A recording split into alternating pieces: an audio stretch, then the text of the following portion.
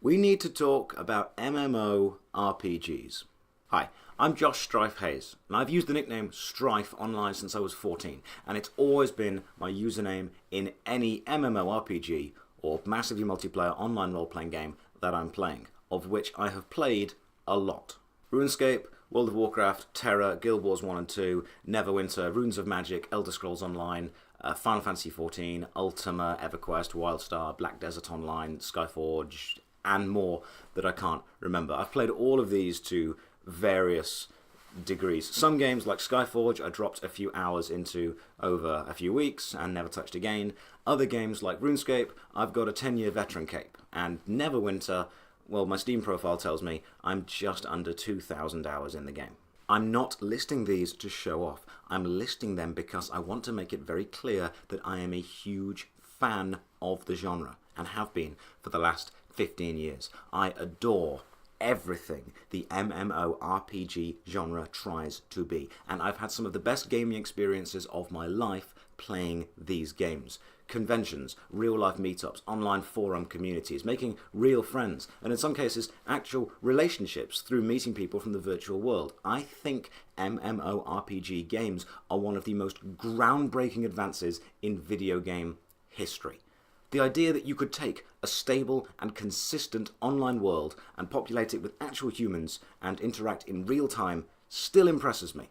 I have a deep-seated love and admiration for the MMORPG world, but we really need to talk about them as a collective genre because something is very, very wrong. Full disclosure, this video will contain my opinion. And you may not agree with any or all of it, but it's not something I've just thought up in an afternoon. I've spent weeks researching this, combining my own personal experience, the anecdotal experiences of others through in-game chat, forums, or Reddit, and actual research data available online. And all of my sources are listed in the description of this video. Now, I normally do write opinion pieces about things I feel at least somewhat knowledgeable about, but in this case, my favourite video game genre of all time, I felt the need to take my time and do my research. I have 3 main points to make in this video. 1. MMORPGs haven't innovated much in the last 15 years. 2. The love we as gamers have toward MMORPGs is often nostalgia warping our memory. And 3, the combination of points 1 and 2 means we are as a genre stuck in a hellish loop of nostalgia-driven consumerism which results in no advancements being made and no risks being taken, ultimately stagnating the entire genre. Let's expand on these topics, but first, let me set the scene. On the 15th of December 1995, Archetype Interactive released Meridian 59, a first-person fantasy adventure widely hailed as the first MMORPG. But it was on September 24th, 1997, that the commercial success of Ultima Online, released by Origin Systems, solidified the genre as a feasible future within the gaming world. Ultima Online was an insane milestone, receiving 8 world records from the Guinness Book of Records, including first MMORPG to reach 100,000 players, longest running MMORPG, and first MMORPG to feature player housing. Ultima Online is now 20 years old, which in the world of MMORPGs is basically ancient Lovecraftian god levels of old. This game set the benchmark for so many features other MMORPGs would follow, and that is the first seed, the very inception of a problem that we are now living through. After Ultima Online launched in 1997, we see a huge number of very high-profile and successful MMORPGs launch, including EverQuest, Asheron's Call, RuneScape Classic, Anarchy Online, Dark Age of Camelot, Final Fantasy XI, Asheron's Call 2, EVE Online, PlanetSide, Star Wars Galaxies, City of Heroes, EverQuest 2, plus many more smaller ones. Of those games, Asheron's Call 1 and 2 both shut down on January 31st, 2017. Final Fantasy XI lost its PlayStation 2 and Xbox 360 servers and exists now only on PC. Even Star Wars Galaxies, a fracking online Star Wars game, shut down in 2011. That's an online Star Wars game. How on earth did someone screw up so catastrophically badly that the second highest grossing franchise of all time, second only to Pokemon, couldn't maintain a successful MMORPG during the supposed golden age of MMORPGs? Then, on November 23rd, 2004 for North America, and February the 11th, 2005 for Europe, the MMORPG that would come to dominate the genre was released. The behemoth from Blizzard that would write the rulebook, smash all records, and absolutely annihilate the competition for years to come. World of Warcraft. It might have been hard at the time to imagine how reality-changing this game would become. And you might think I'm exaggerating there, but I'm absolutely not. As it stands today, the Warcraft franchise has a total revenue of almost $10 billion US. That's insane. The entire Mario franchise has earned just over $7 billion. Spider-Man has managed $6 billion. Hell, Mickey Mouse, the poster child for the global overlord Disney Corporation, has earned $6 billion. $4 billion less than World of Warcraft. The Warcraft franchise has earned more money than the Sonic the Hedgehog franchise and the Yu-Gi-Oh franchise combined. And while some of you might be sat there saying, "Oh, why are you worrying about the total revenue?" I'm worried because I know that's what the investors are looking at. And that's where a lot of the decisions are made. And money is absolutely going to be involved in this video later.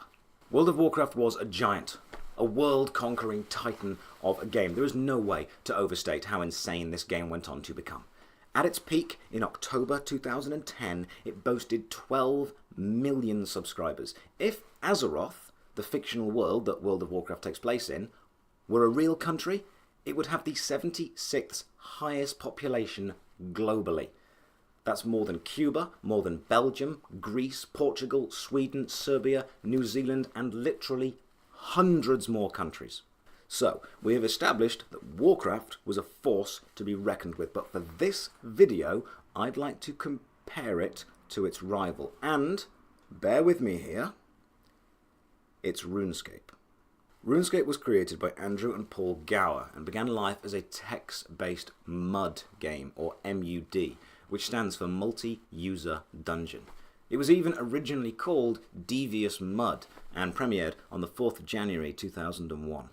In December of 2001, the team formed the company Jagex, which continued to run RuneScape to this day.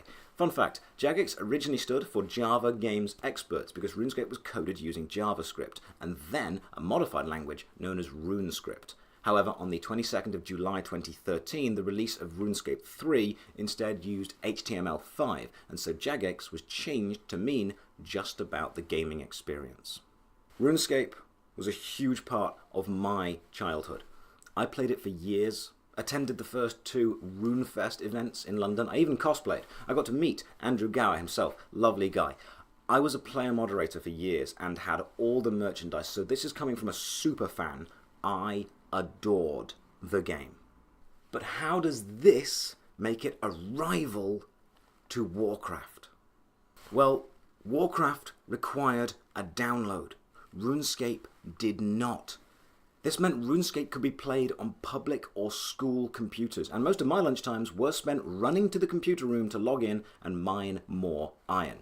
RuneScape may have had simpler graphics and a much more basic combat system, but it made up for these technical shortcomings by making the game available on virtually any device with an internet connection. Warcraft had secured the home PC market, but RuneScape had 2 major advantages. 1, it could be played on any public computer, and 2, it was free. And if you're still sat there thinking, there is no way a free Java-based, graphically inferior game could possibly take on World of Warcraft, then we turn once again to the Guinness Book of Records. The award for The greatest aggregate time playing an MMO or MMORPG game goes to RuneScape, with a total combined playtime of 443 billion minutes. To clarify that, if that was one guy playing RuneScape, he'd have been playing for 842,846 years, 98 days, 21 hours, and 20 minutes. Other contenders certainly exist. Guild Wars 1 and 2 are both super successful in their own right, boasting millions of players and extensive merchandising ranges.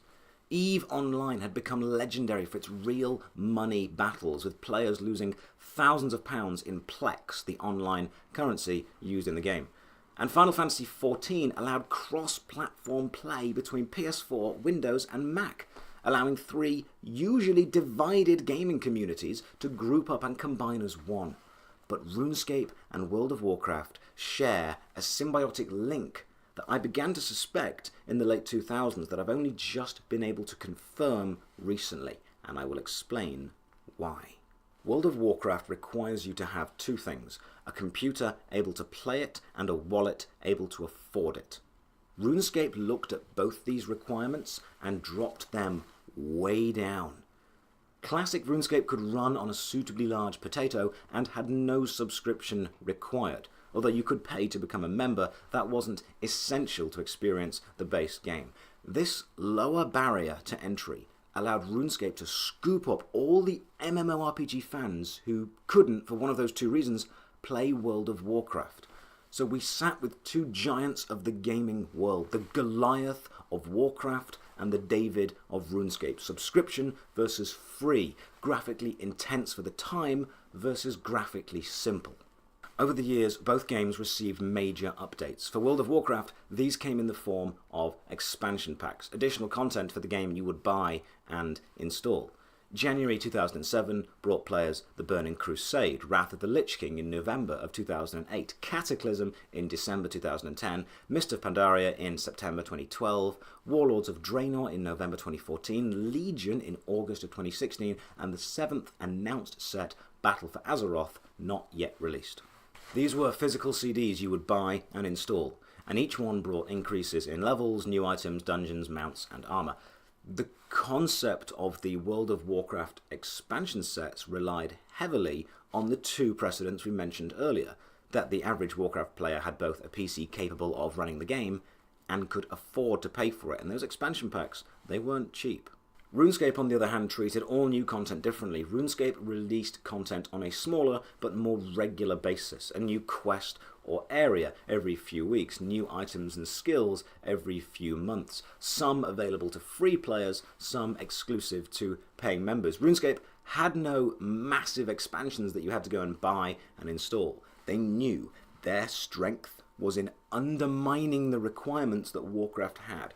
If they could keep the game running on even the most basic PCs and provide content you didn't have to go and buy, they'd keep a substantial player base. All the people who wanted their MMORPG fix but couldn't afford the price of a Warcraft expansion, RuneScape had you covered. Then on the 29th of March 2004, RuneScape underwent its most major update. The affectionately titled RuneScape 2 was released. It wasn't a sequel. It was exactly the same game with vastly improved graphics and combat system. It brought 3D graphics to RuneScape instead of the 4 static camera angles you had to previously switch between, and the audio quality was vastly improved. It wasn't anywhere near the standard of World of Warcraft, but it wasn't trying to be. RuneScape knew where its market lay. It still didn't require a download and still ran well on even the most basic computers. And the update to RuneScape 2 was completely and totally free, both subscription and free players. And 9 years later, on the 22nd of July 2013, RuneScape 3 was released. Again, not a sequel. A vastly improved graphical and mechanical gaming experience, utilizing HTML5 and adding a host of new things like greater draw distance, skyboxes, customizable interfaces, and weather effects. It was, on the surface, a great addition to the game. So now we have two long-term popular giants of the gaming industry. And they're both clearly still going today, so what's the problem? Well, on the 20th of November 2012, RuneScape received an update known as the Evolution of Combat. It was an extensive rework of the combat system and game interface, with the intention of balancing the combat triangle, which in RuneScape was melee, range, or mage. It was an attempt to redefine the idea of combat to be more focused on player skill, instead of simple numbers attached to weapons or armor, and make the combat more exciting. Now, the next thing I'm about to say is my opinion, and you may disagree, but the Evolution of Combat was one of the 2 worst updates the game ever received. RuneScape's combat was very click and wait, based on an in-game tick system, with each speed of weapon attacking every few ticks. It was this way for years, and with this one update, it was entirely changed. This was a completely new game. To put that into perspective for any World of Warcraft players, imagine if tab targeting was replaced by turn-based combat. It's that level of gameplay mechanic change. It was such a jarring and extreme change, many players took to the forums to voice outrage, and many more, including myself, just stopped playing. Because the game we'd come to know and love was completely changed. A core mechanic altered in such a way it became barely recognizable. Now, I'm not saying the Evolution of Combat style was necessarily a bad style, but I am saying it wasn't RuneScape. And trying to force an active battle system into a game that had grown and succeeded without one felt both forced and unnecessary. But surely one bad decision isn't enough to ruin a game. Well, that wasn't their first bad decision. 10 months previous to the Evolution of Combat, RuneScape had introduced a new feature called the Wheel of Fortune. This was a daily gambling event. That's right, we're talking loot boxes, where every day you would get a free spin of the wheel and win prizes, ranging from small amounts of gold and useless items to massive amounts of experience points and game-changing, overpowered items. And on the 2nd of April 2012, an update made it possible to simply buy spins. One of the reasons I did love RuneScape and Jagex so much was their constant support of the community and commitment to preventing and punishing cheating of any kind, especially real-world trading. Real-world trading, or RWT, is the process of paying for in-game items or advantages using real-world money, such as buying the best sword or paying for a huge experience boost. Early RuneScape and RuneScape 2 were intensely against this, and I admired them for that. They even specifically said that a player's real-world wealth should have no impact on their in-game ability. Now, as a teenager with very little disposable income at the time, I was in full support of this idea. The only thing that should make my in-game character more powerful is in-game experiences, killing enemies and collecting resources. As a player moderator for several years, I was goddamn proud to stand up and support and uphold this ideal. The ability to buy spins on the Wheel of Fortune went entirely against this. Videos were made of players spending hundreds of pounds on spins and receiving huge amounts of in-game wealth and items. Suddenly, real-world trading wasn't only not banned, it was actively encouraged, as long as the money was going to Jagex. The excuses given range from, well, people are going to buy gold from gold-selling sites, or us, so it may as well be us, to, you don't have to buy spins, no one's forcing you. Neither of those stood very well with me. I'm also no longer a player moderator. Both these updates, an extreme and jarring combat system overhaul, and a departure from their previous real-world trading stance to a new pay-to-win model caused a mass exodus of players, myself very much included. But what about Warcraft? What mistakes did that game make? Well, I personally wasn't playing Warcraft during my lamenting what happened to RuneScape phase, but a quick Google search tells me a very similar story. World of Warcraft subscribers are dropping, sometimes at an alarming rate, currently sitting just under 6 million, almost half of the glory days of yore. Expansion packs do bring people back for a while, then a huge amount leave. This doesn't necessarily mean the expansion packs are bad. It might just mean those returning players are burnt out, and once they've completed the expansion pack, they've got no reason to stick around. One major factor might be the character booster. Joining World of Warcraft now, or returning for the latest expansion pack, you do have the ability, if you want, to automatically boost a character to the maximum level, allowing you to get straight into the newest content without the need to level grind, a concept I'll talk more about later.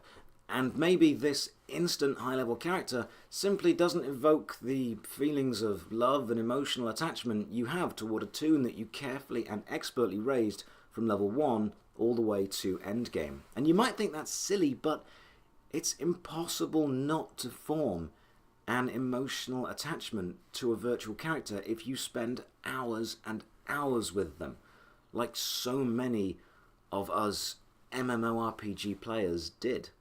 Or maybe the expansions are just bad and don't have the same quality or polish of yesteryear. Whatever the reason, and we'll talk about the nostalgia factor soon, World of Warcraft and RuneScape, both for one reason or another, lost huge amounts of players and thus a huge amount of money. So what did they both do? That's right, two different games within the MMORPG genre both decided to do the same thing. They might be worlds apart and aim at different demographics of players, but they have both decided to do exactly the same thing. And this is where it gets interesting. On the 22nd of February 2013, Jagex opened Old School Runescape. This was a version of RuneScape separate from the current live game that would be identical to the RuneScape of 2007. The game is now often referred to as 2007scape. It was one of the most widely praised and successful updates in 7 years. Players returned, the community grew, the subreddit 2007scape and Old School RuneScape exploded, and praise was heaped on it. Personally, I'd be worried that one of your most successful updates in 7 years was the removal of 7 years worth of updates. If that's the case, maybe those 7 years weren't as fantastic as you imagined they were. As of right now, as I write this and research this, there are 67,000 people playing RuneScape 3, the current most updated and live version of the game, and 52,000 people playing Old School RuneScape. When 43% of your player base is playing the version of the game that you released 8 years ago, maybe your current game isn't as great as it could be. And if you go on the popular streaming site Twitch and search for RuneScape, like I did, the most popular RuneScape streams are all playing the old school version. The current highest viewer count for an old school stream is just over 1,000 people. The most popular RuneScape 3 stream has just over 170 people. So RuneScape released a version of their game that harkens back to the good old days, a retro version, and it was a complete success. Players come back, Twitch loves it, everyone seems happy. And what has World of Warcraft decided to announce recently that links it so inherently to old school RuneScape? Well, it's announced Warcraft Classic. With Warcraft Classic, Blizzard want to, and I quote directly from Blizzard, reproduce the game experience we all enjoyed from the original classic WoW. This means vanilla World of Warcraft without any expansions at all. So just like RuneScape did, removing several years worth of updates and content is currently the most popular talking point, and it's working. Warcraft Classic is generating extreme amounts of interest on forums and Reddit. Gamers are excited.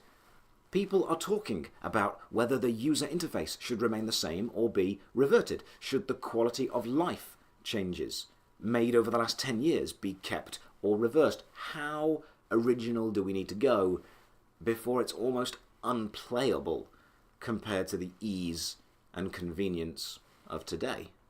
How have we arrived here? How have the two giants of the MMORPG world, both subscription and free-to-play, managed to generate excitement and interest by removing content and updates? And as gamers, why are we excited to get less game? Well, that brings me back to the point I made earlier. MMORPG games haven't changed much in the last 15 years. If I said to any semi-competent MMORPG player, HP, mana, fetch quest, raid, tank, healer, DPS, RNG, mob, aggro range, guild, you'd all likely know what I meant. And that is a shame, because I could have said those same things 5 years ago, and they'd not only mean the same thing, they could probably be represented by the same thing. The quest giver NPC who 5 years ago told you to go and kill 5 shibble-dibbles, he's not only still sending noobs to kill shibble-dibbles, he's still standing in exactly the same place, and still giving likely exactly the same rewards.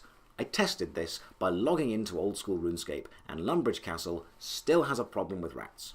That is still being dealt with very badly by an army of bots in steel armor casting spells that are not working at all. The starting area is the same. The equipment we are given, the tutorials we follow, 15 years has brought some much needed quality of life improvements, such as picking up loot easier or organising our inventory better, but the major gameplay mechanics remain virtually unchanged. Warcraft has the holy trinity of tank, DPS and healer, tab targeting an enemy and then following the most efficient rotation of attacks. And RuneScape has the same click and wait, level up skills, then go grind for gold mechanics it's always had. Now you might be thinking, and rightly so, hang on, didn't you mention the evolution of combat, a completely new combat system? Surely that's innovation. You're being a bit hypocritical if you're saying the genre hasn't innovated and the one time it does, you criticise it. That's a good point. But I would like to point out the evolution of combat wasn't innovation.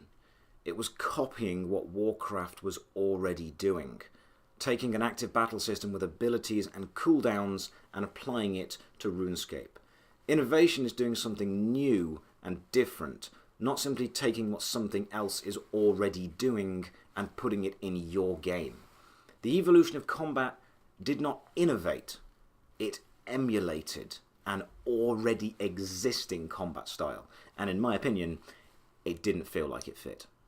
And this lack of innovation isn't confined to these two games. Terra, Guild Wars 2, ESO, Elder Scrolls Online, Black Desert Online, the early game of them all follows the same: talk to quest giver, go kill X amount of whatever, return to quest giver, gain experience and small amount of gold or useful item, and move on to next area. Repeat until you reach endgame, and then the real game begins.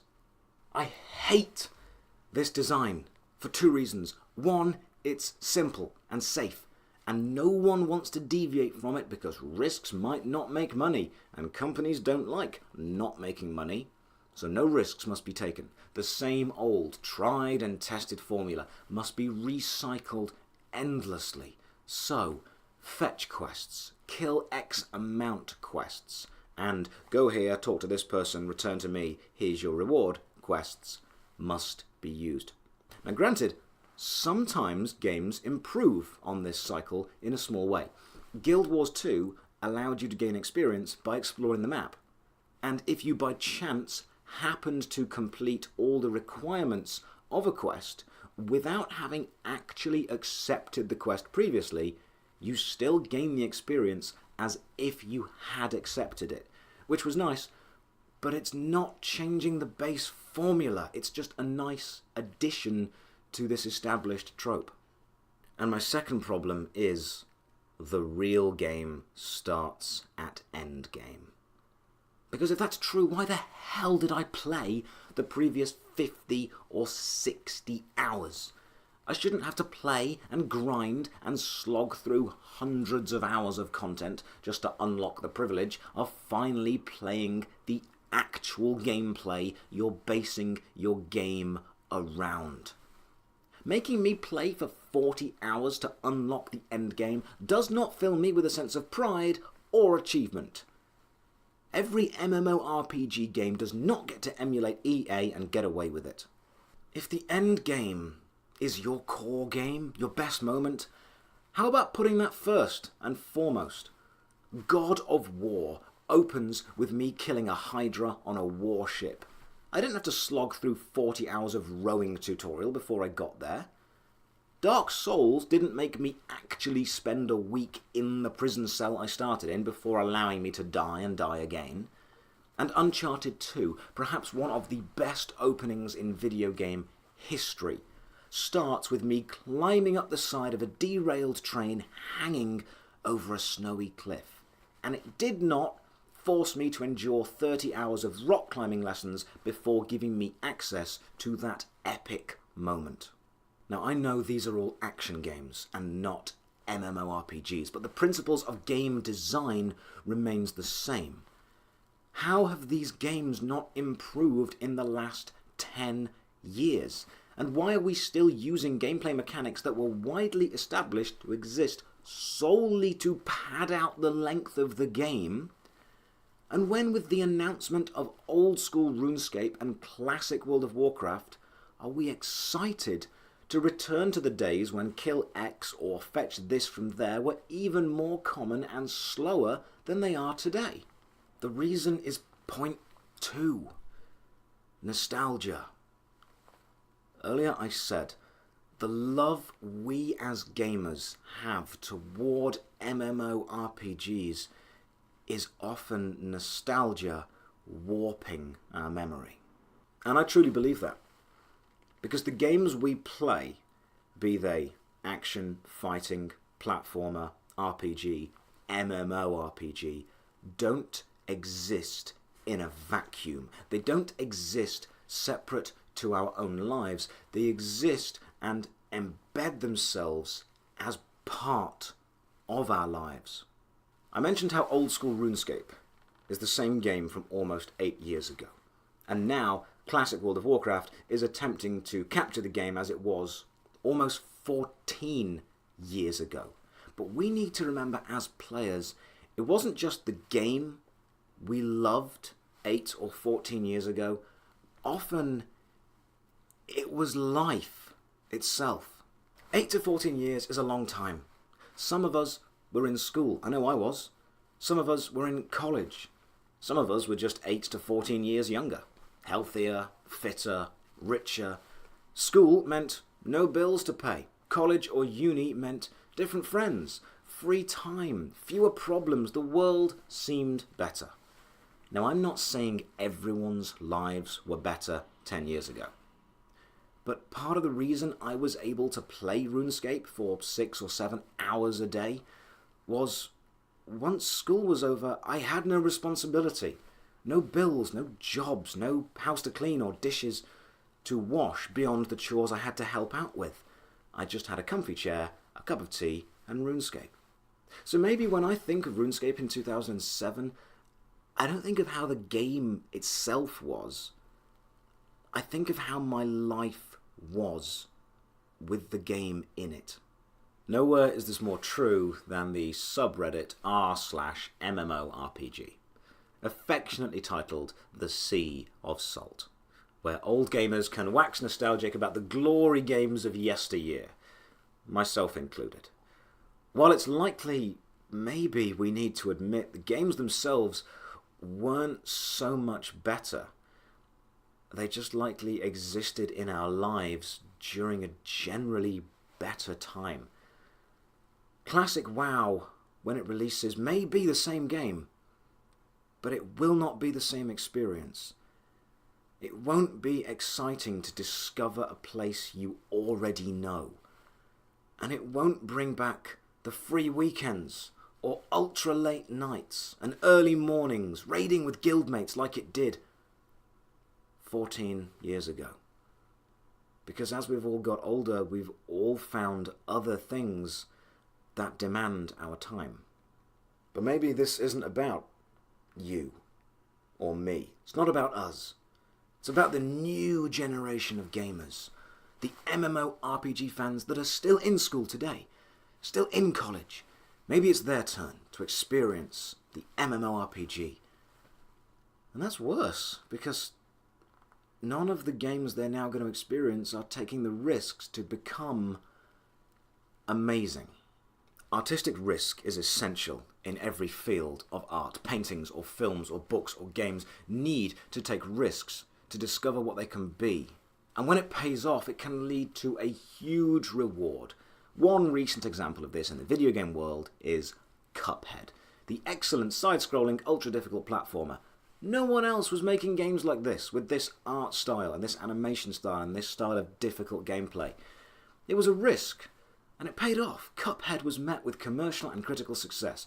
Look at any historically significant game, film, or artwork, and you'll see on some level it took a risk, did something no one else was doing, or focused on a level of detail previously unseen, or introduced an entirely new gameplay mechanic.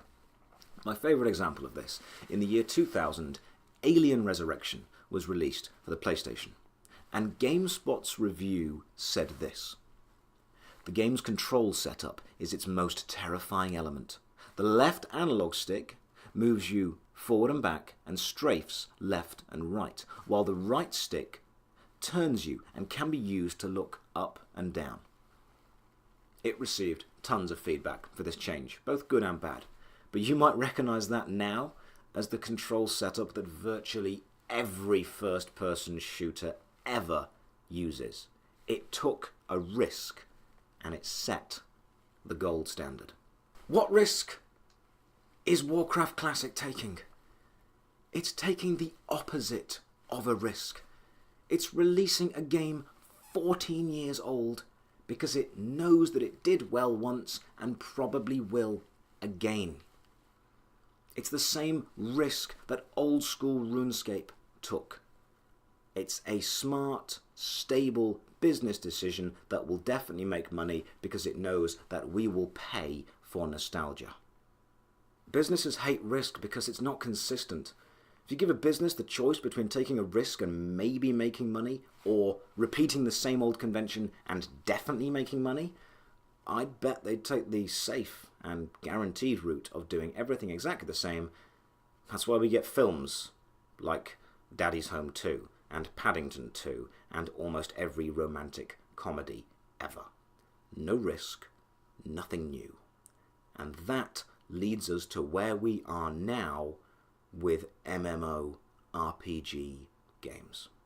An industry-wide lack of risk-taking. Every MMORPG must feature the same style of kill X quests and fetch quests, with characters forced into job roles or fitting the holy trinity of healer, tank, DPS, with the first part of the game acting as a glorified tutorial that is, for some reason, both acknowledged as being unfun, but also kept as standard issue.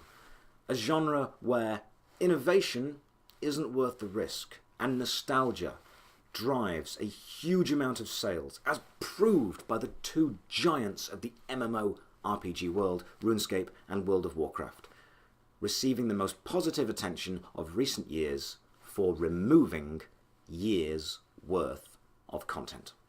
The biggest risk the MMORPG genre ever took was daring to exist.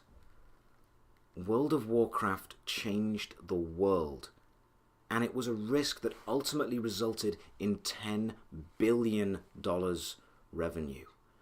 And hopefully someday some other brave company will take a risk just as big and make even more. It leaves me in a very strange place.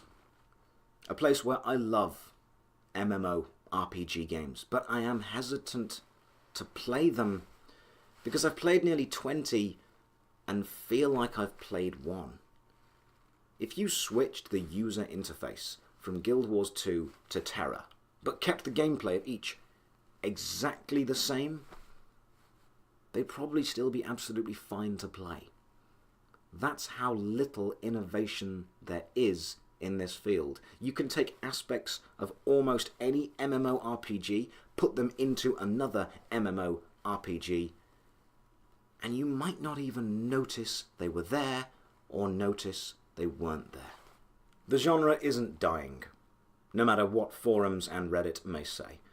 World of Warcraft and RuneScape are still going, along with Final Fantasy XIV, Guild Wars 2, Elder Scrolls Online, and many more.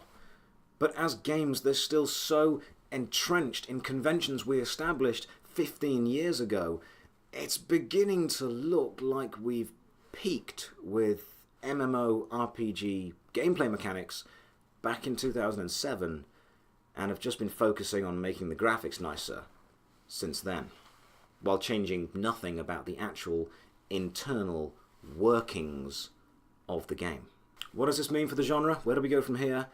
And what kinds of risks are there to take that could cause industry-wide revolution? I don't know. But I will always hold out hope that we haven't peaked. And the genre does have much more to give. And I really hope that I'm alive when it happens. And I really hope that I've got enough free time to play it. There are more complex, inherent problems with MMORPGs that I want to discuss. Pay to win, loot boxes, the idea of the perfect one existing, and the sheer number actually being a downside, but that is all to come in part 2. For now, I'm Josh Strife Hayes. Thank you for watching.